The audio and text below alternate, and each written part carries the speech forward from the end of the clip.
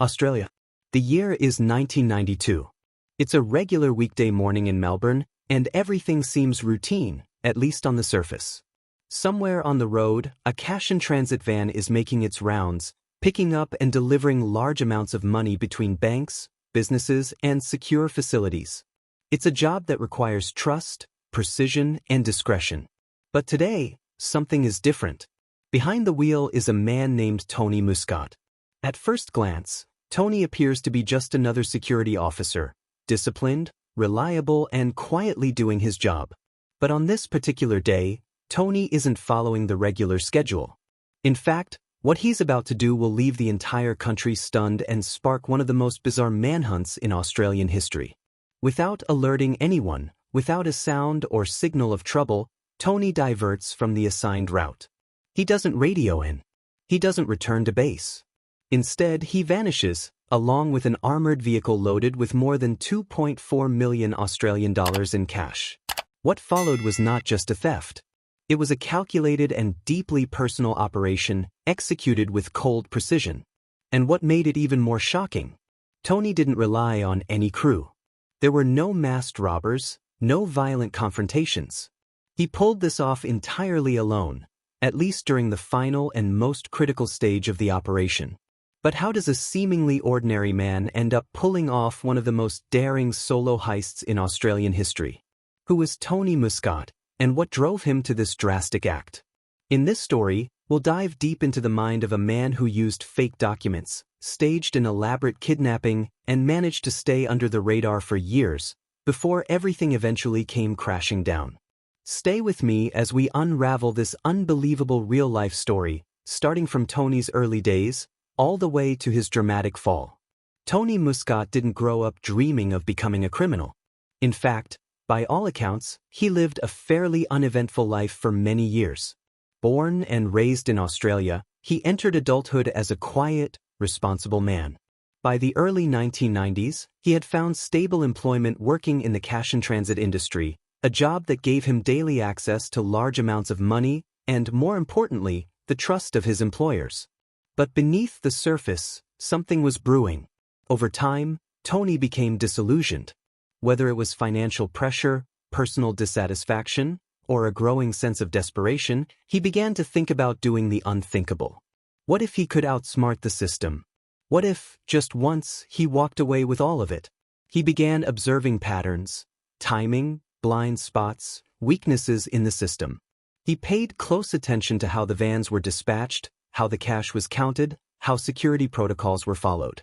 At some point, these observations turned into a plan that wouldn't require weapons, violence, or a team. Just patience, nerve, and precise execution. In 1992, Tony saw his opportunity.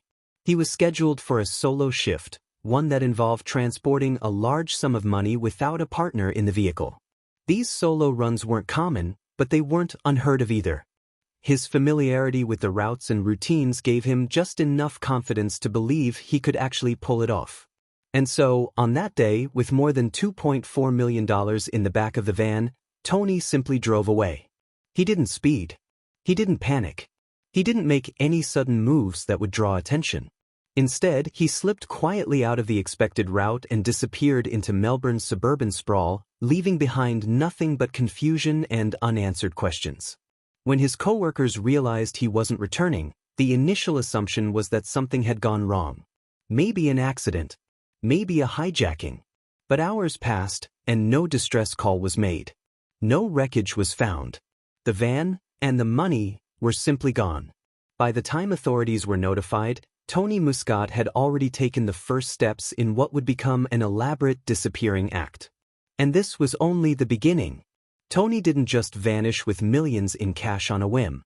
What made his case particularly complex was the level of planning he put into his escape. He didn't rely on brute force or chaos. Instead, he leaned on deception and misdirection. One of the first things he did was stage his own kidnapping. To throw investigators off track, Tony left behind subtle evidence suggesting that he had been taken against his will. The goal was simple: delay the investigation by shifting the focus. If the police believed he was a victim rather than a suspect, they wouldn't be looking for someone on the run. they'd be searching for someone in danger. But this wasn't just a last-minute distraction. Tony went as far as creating and using fake documents to support his new identity. Over time, it became clear that he had prepared for this long before the heist itself. He forged identification papers, opened accounts under false names, and left a trail that would confuse even the most experienced investigators. For a while it worked. Authorities launched a full-scale investigation, combing through every possible lead. But the leads didn't go anywhere. There were no sightings, no financial transactions under his real name, and no communication with friends or family. It was as if Tony Muscat had vanished into thin air. What no one knew was that Tony had carefully chosen the perfect time and place to disappear. In the early 1990s, digital surveillance was nowhere near as advanced as it is today. Security cameras were limited, GPS tracking on vehicles was rare, and identification checks weren't nearly as strict. If someone wanted to go off the grid, it was still possible, and Tony knew exactly how to do it. Weeks turned into months, and the case went cold. News outlets covered the story extensively in the beginning, painting Tony as either a criminal mastermind or a man driven to desperation. But without any fresh leads or evidence, public interest faded, and eventually, so did the urgency of the manhunt. Meanwhile, somewhere out there, Tony Muscat was living under a different name, holding on to millions of dollars, and watching the world slowly forget about him. But the thing about time is, it catches up with everyone. And Tony's time was coming. For several years, Tony Muscat managed to stay completely off the radar. No one heard from him. No sightings. No slips. He was a ghost in the system, living under a new identity, likely moving between locations, blending in and spending carefully. The money he stole gave him freedom, but it also came with constant pressure. One wrong move, and it could all come crashing down.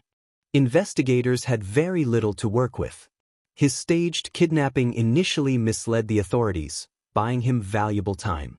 But eventually, they realized something wasn't adding up. There was no ransom demand, no credible witness accounts, and no trace of a struggle. Slowly, the theory shifted from abduction to something far more calculated. Tony wasn't a victim. He was the architect of it all. With no trail to follow, law enforcement could only wait and hope for a mistake, some minor slip that would reopen the case. But Tony was methodical. He didn't try to live lavishly or draw attention to himself. He understood that keeping a low profile was more important than enjoying the stolen wealth. Over time, the heist became something of a legend in Australia, one of those rare cases where a single man outsmarted the system and walked away with millions. People speculated about where he could be. Some believed he had left the country. Others thought he was hiding in plain sight. But no one knew for sure. And that uncertainty is what made the story so fascinating. What most people didn't realize, though, was how isolating that kind of life can be. Always looking over your shoulder. Avoiding relationships. Never using your real name. It's a quiet kind of prison, one that doesn't have bars but still locks you inside. And while Tony had the money, he didn't have peace. Years later, that quiet tension would finally begin to unravel. Because despite all his planning and patience, Tony couldn't outrun the truth forever.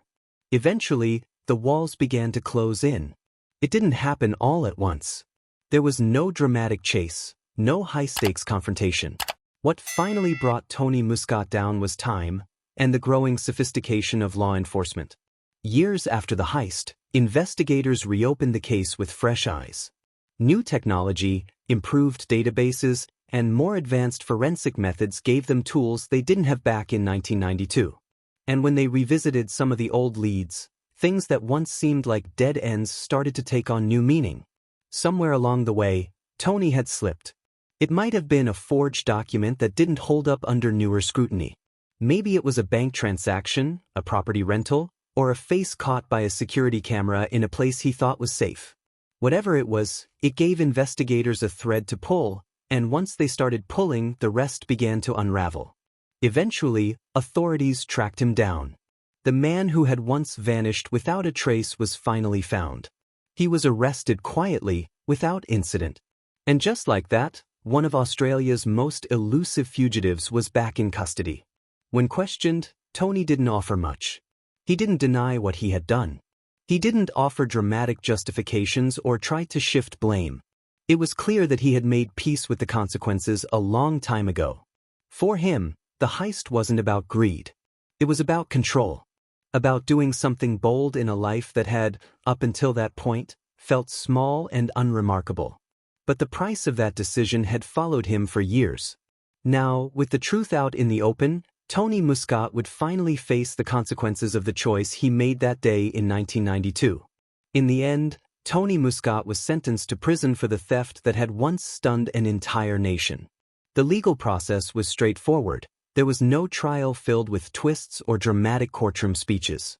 He pled guilty, accepted his punishment, and returned to a life that, for the first time in years, had no more disguises.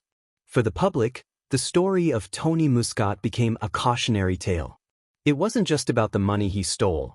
It was about the silence he vanished into, the years he spent in hiding, and the reality of what it means to be truly alone with a secret that big. He didn't hurt anyone. He didn't use weapons or violence.